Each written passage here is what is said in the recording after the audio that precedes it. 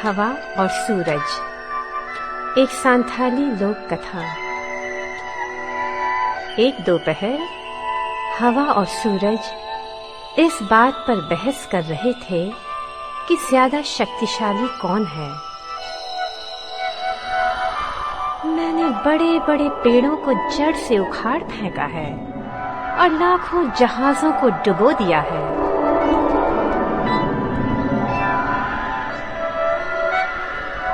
तुम तो इनमें से कोई भी काम नहीं कर सकते, हवा ने गर्व के साथ कहा।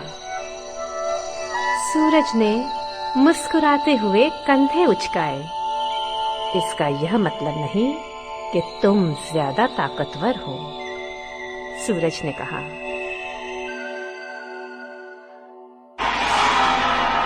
मैं तुम्हें बादलों से ढक सकती हूँ ताकि कोई तुम्हें देख न सके।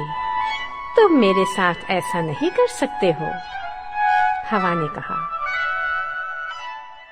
मगर सूरज सहजता से मुस्कुराया। मैं अब भी यही सोचता हूँ कि मैं तुमसे ज्यादा ताकतवर हूँ, सूरज ने कहा।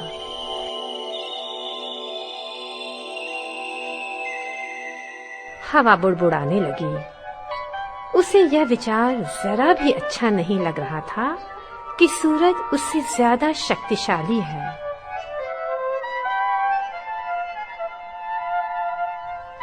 क्यों न हम एक प्रतियोगिता कर देखें, हवा ने कहा। वह तेजी से चारों ओर चक्कर लगाने लगी, किसी ऐसी चीज को तलाशते हुए जिस पर वह अपनी ताकत का प्रदर्शन कर सके। क्या हम यह देखें कि ज्यादा से ज्यादा घरों को कौन गिरा सकता है, हवा बोली। हम इसे थोड़ा आसान ही रखें। वहां उस आदमी को देख रही हो, सूरज ने कहा। हवा ने नीचे सड़क पर एक आदमी को चलते हुए देखा। वह अपने आप में खुश सीटी बजाता चला जा रहा था और उसके कंधे पर एक शॉल पड़ा था। क्या हम यह देखें कि उसे सड़क से नीचे उतरने पर पहले कौन मजबूर करता है, हवा ने कहा। नहीं, उससे उसे चोट पहुंचेगी। चलो बस यह देखते हैं कि कौन इसका शॉल उतरवा सकता है, सूरज ने कहा। हवा अपने कंधे उचकाते हुए तेजी से आसमान के चक्कर लगाने लगी। उसने जोर जोर से सांस लेते हुए पेड़ों के पत्तों को कपा डाला।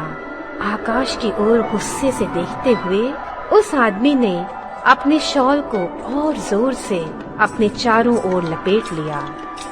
घनघोर बादल आकाश में छा गए।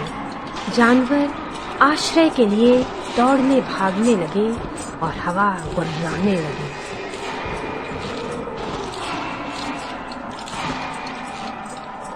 उस आदमी ने और जोर से अपना शॉल लपेट लिया।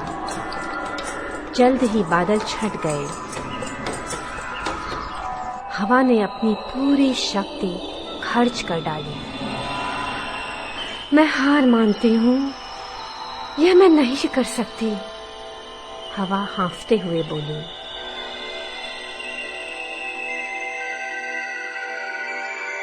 आराम करने के लिए वह एक बादल के ऊपर जा दुबकी। अब मेरी बारी है, सूरज ने कहा। उसने आलस से जम्हाई लेते हुए अपनी किरणों को फैला दिया। वह आकाश में ज्यादा चमकीला और ज्यादा बड़ा होता मालूम पड़ रहा था। जल्दी ही इतनी गर्मी हो गई जैसे गर्मी का दिन हो। उस आदमी ने आकाश की ओर देखा और अपने माथे से पसीना पोंछा। आज हमारे यहाँ कितना अजीब मौसम हो रहा है, उसने खुद से कहा। फिर उसने शॉल उतारकर बगल में दबा लिया। लगता है कि तुम जीत गए। हवा ने खुशी खुशी यह स्वीकार कर लिया। ताली बजाते हुए उसने पेड़ों के पत्तों में सरसराहट पैदा कर दी। किसी आदमी का शॉल उतरवाने के लिए तुम्हें उसे नीचे नहीं पटक देना होता, सूरज ने शरारत भरी मुस्कान के साथ कहा। वे खूब हंसे और सड़क पर जा रहे उस आदमी को देखने लगे जो अपने आप में खुश सीटी बजाता हुआ चला जा रहा था।